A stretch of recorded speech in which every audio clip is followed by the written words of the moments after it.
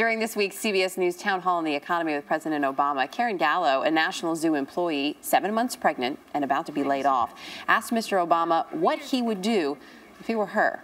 Well, here's his answer. Now, the truth of the matter is our biggest problem when it comes to jobs right now is not in the private sector. We've been creating a lot of private sector jobs. The reason the unemployment rate is still as high as it is, in part, is because there have been huge layoffs of government workers at the federal level, at the state level, at the local level.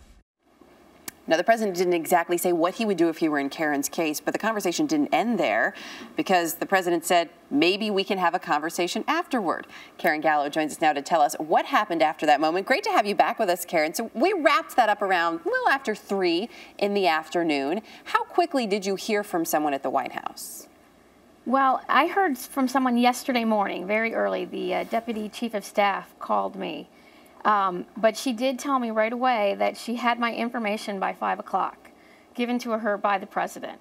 And and she said she didn't want to call me after hours. I actually didn't get home till later by the time I got home, so it was good that I didn't miss the call.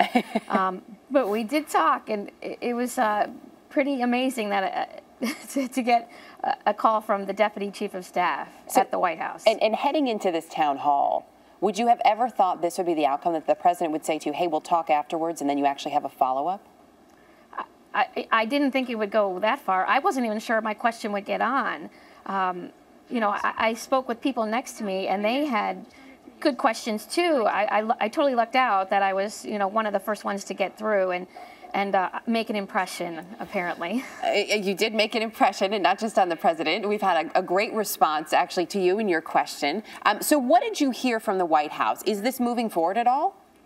Well, the deputy chief of staff, was amazing, very down to earth. She listened to me. One of the first things she said is, you know, I got your information from the president. How are you, and how can I help you? And it was just amazing to hear the outreach.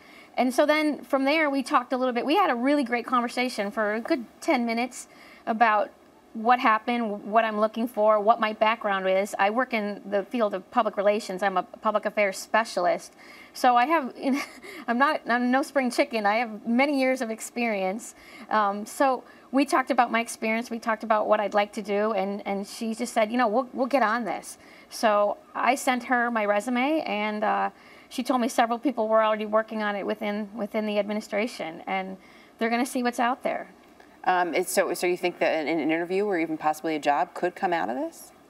It could, you know, and I know they're looking within the government, and they have connections outside of the government. So one of the other amazing things that happened to me late last night was the Presidential Personnel Office called me and would like me to come in on Monday just for an informational interview, so they can get to know who I am other than your wonderful news clips and things people are saying, but they wanted to get to know me and more than what my resume might say. You know, you have a really great story, I should say. You and I talked for a long time yesterday afternoon. As you mentioned in the town hall, you're 43. This is your first baby. It's a high-risk pregnancy. You and your husband are building a home. You're trying to get your stepdaughter into a better school system.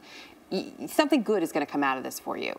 A lot of people at home, though, may watch and say, what's the takeaway for me? How can I make my situation better? Do you have any advice for them?